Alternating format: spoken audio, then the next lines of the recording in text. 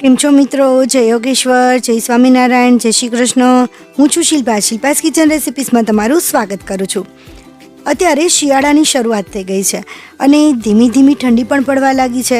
ત્યારે તલના ઔષધીય ગુણોને કારણે આપણે કાળા કે સફેદ તલની અલગ અલગ વાનગીઓ બનાવીને ખાતા હોઈએ છીએ. તો આજે આપણે તલની પાપડ જેવી ચીકી તો બનાવીશું, પણ તેને વણ્યા વિના જ આપણે બનાવીશું અને સાથે સાથે તેની સિક્રેટ ટિપ્સ પણ જોઈતા જઈશું. અને બજારથી પણ ચડિયાતી એવી એકદમ ક્રિસ્પી પાપડ જેવી ચીકી બનાવીશું અને સાથે સાથે તલની લાડુડી પણ બનાવીશું. તો એ બનાવવાનું શરૂ કરીએ એ પહેલાં તમને એક રિક્વેસ્ટ છે કે વિડીયો છેલ્લે સુધી જોયા પછી જો તમને ગમે ને તો એક લાઇક જરૂર કરજો, કેમ કે તમારી એક લાઇકથી મને નવી નવી રેસીપી બનાવી અને તમારા સુધી પહોંચાડવા માટે મારું પ્રોત્સાહન વધે છે.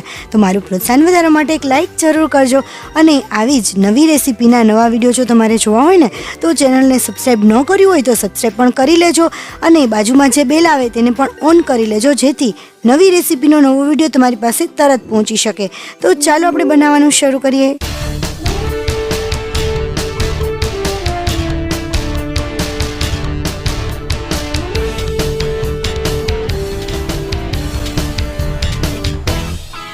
મિત્રો, સૌથી પહેલાં અહીંયા મેં સફેદ તલ લીધા છે. અહીંયા મેં વાટકીનું માપ લીધું છે અને હું તમને બધું જ પહેલેથી છેલ્લે સુધી બધું જ માપ બતાવતી જઈશ.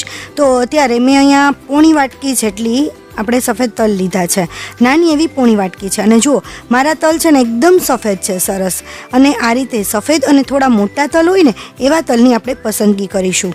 તો ત્યાર પછી એને સાઈડમાં લઈ લઈએ અને આપણે એક કોઈપણ થાળીમાં કે ડીશમાં આપણે ચાયણી લઈ લેવાની છે. જે આપણે લોટ ચાળીએ છીએ ને એ જ મેં આંક લીધો છે. તો એની અંદર આપણે જે તલ છે એને થોડા ચાળી લઈશું. ચાળવાથી જે નાનો મોટો કોઈ કચરો હશે ને અંદર તલની અંદર તો એ પણ નીકળી જશે. કોઈ સેજ ધૂળ હોય તો એ પણ સરસ રીતે નીકળી જશે અને તલ આપણા સરસ રીતે સાફ થઈ જશે. તો આ રીતે થોડા આપણે ચાળી લઈશું. ચાળી લીધા પછી આપણે થોડો ઘણો એવો કચરો નીકળશે. જો હું તમને બતાવી દઉં, અહીંયા પ્રકાશના હિસાબે એટલો બધો કચરો નથી બતાતો, પણ થોડો એવો કચરો હશે ને તો એ નીકળી જશે. અહીંયા મારા તલ જે છે ને એ સારી ક્વોલિટીના છે અને સાફ કરેલા જ મેં લીધા છે, એટલે બહુ કચરો નહીં હોય, પરંતુ છતાંય આપણે થોડો ઘણો ક્યાંક કચરો નીકળી જ જતો હોય છે. તો આ રીતે આપણે હંમેશા કોઈ પણ વસ્તુ આપણે તૈયાર કે સાફ કરેલી લીધી હોય ને તો પણ સહેજ સાફ કરી લેવી. અને ત્યાર પછી ફરીથી એ જ તલ આપણે એક થાળીમાં લઈ લઈશું અને હાથેથી થોડા સાફ કરી લઈએ કે જે કોઈ મોટો કચરો હોય ને તો એ પણ નીકળી જાય. મિત્રો, તમને ખબર છે કે સફેદ તલ જે છે ને એ કેન્સરના ખતરાને રોકવામાં ખૂબ જ ફાયદાકારક છે અને ત્યાર પછી તે હાડકાને મજબૂત બનાવે છે. સફેદ તલમાં છે ને કેટલાય એવા પ્રકારના પોષક તત્વો રહેલા છે કે જે શરીરમાં માંસપેશીઓને તંદુરસ્ત રાખવાની સાથે સાથે તે હાડકાને પણ મજબૂત બનાવે છે. તો એમાં કેલ્શિયમ છે, મેગ્નેશિયમ છે, મેગ્નીઝ છે અને ઝીંક જેવા એમાં જરૂરી પોષક તત્વો હોય છે જે આપણા બોનને મજબૂતી આપે છે. અને પ્લસ જે સફેદ તલ છે ને એ સોજો ઘટાડવામાં પણ મદદરૂપ થાય છે. સફેદ તલનું સેવન કરવાથી જે કોશિકાઓ છે ને એનો અંદરનો સોજો પણ ઘટે છે. તો આવી ઘણી બધી તકલીફોથી દૂર રહેવા માટે સફેદ તલનું સેવન આપણે જરૂર કરવું જોઈએ. તો મિત્રો, તમને બીજા તલના ફાયદા કયા ખબર છે તો એ તલના ફાયદા મને કમેન્ટમાં કહેજો. તો અહીંયા આપણા તલ સરસ રીતે સાફ થઈ ગયા છે. કોઈ એકાદ મોટો કચરો હતો કે જે કોઈ દાંડી હોય કે લાકડાની કટકી હોય ને તો એ મેં કાઢી લીધી છે અને સરસ રીતે સાફ કરી લીધા છે. તો હવે આપણે આગળની પ્રોસેસ તરફ જઈશું.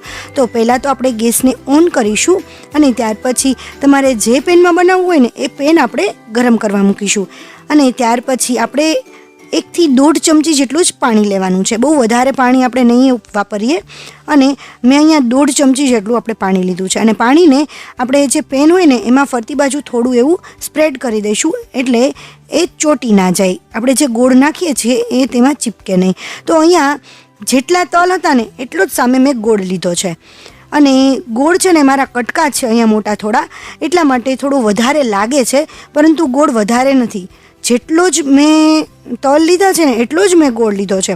તો આ રીતે ગોળને આપણે થોડો ઓગાળી લઈશું અને ધીમી ફ્લેમ ઉપર જ આપણે ઓગાળવાનો છે, બહુ ફૂલ ફ્લેમ નહીં રાખીએ. અને આગળ આપણે એક સિક્રેટ ઇન્ગ્રીડિયન્ટ્સ પણ જોઈશું કે જેનાથી જે ચીક્કી છે ને એ બજાર જેવી ક્રિસ્પી અને એકદમ મસ્ત બને છે. તો એ પણ આપણે આગળ જોવાના છીએ. અહીંયા આપણે ગોળ છે એ સરસ રીતે ઓગળી ગયો છે. અને જો ગોળના ગાંગડા હોય ને તો થોડો એવો ગરમ થાય ને એટલે થોડા કટ કરી લેશો ને તો એ ફટાફટ ઓગળી જશે. તો આ રીતે ગોળને સરસ રીતે ઓગાળી લીધો છે. હવે ગોળ છે ને જુઓ તમે ધીમે ધીમે ઘટ થવા લાગ્યો છે. આ રીતે ગેસની ફ્લેમ છે એ સાવ મીડિયમ અથવા તો સ્લો જ રાખવાની છે, બહુ વધારે હાઈ નહીં કરવાની, નહીંતર ગોળ બળી જશે અને આપણી ચીકીનો કલર છે ને બહુ ડાર્ક થઈ જશે. એટલે આપણે આને ધીમા ગેસ ઉપર જ કરીશું.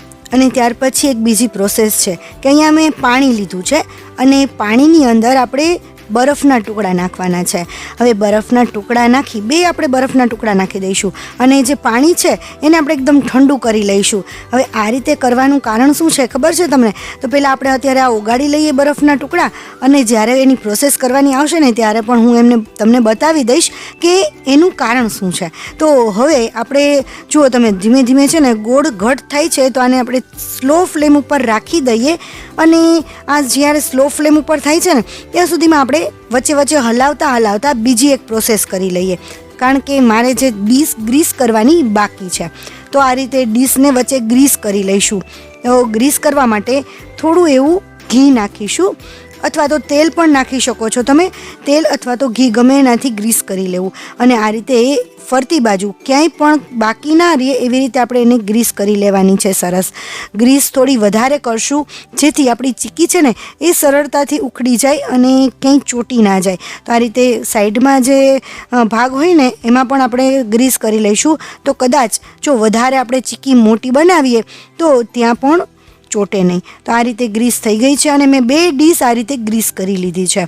તો હવે ત્યાર પછી આપણે ફરીથી જઈએ ગેસ તરફ. અહીંયા જુઓ આપણો જે ગોળ છે ને એ એકદમ સરસ ઘટ થવા લાગ્યો છે.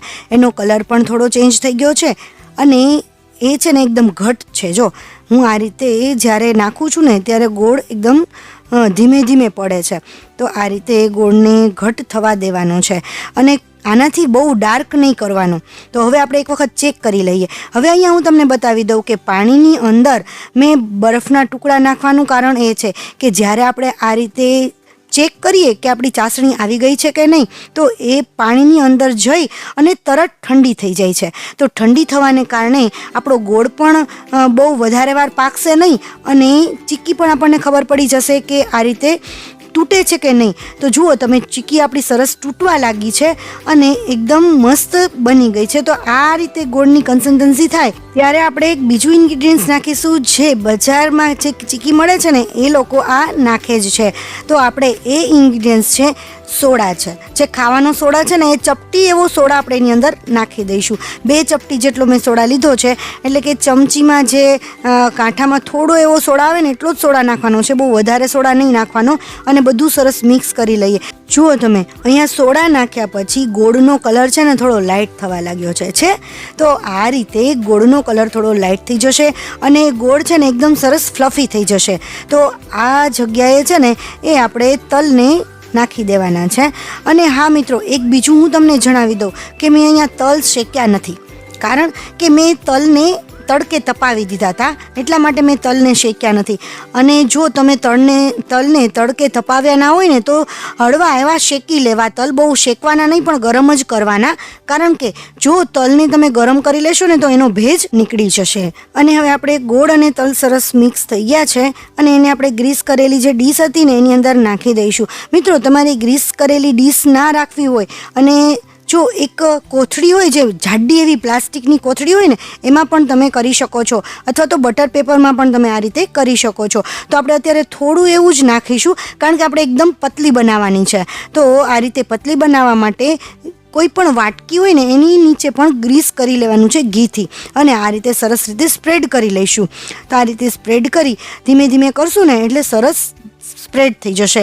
અને મિત્રો, હા, એ ધ્યાન રાખવાનું છે કે એકદમ ગરમ હોય ને ત્યારે પણ નથી ફેલાવવાનું અને સાવ ઠંડુ થઈ જાય ને પછી પણ આ રીતે નથી ફેલાવવાનું.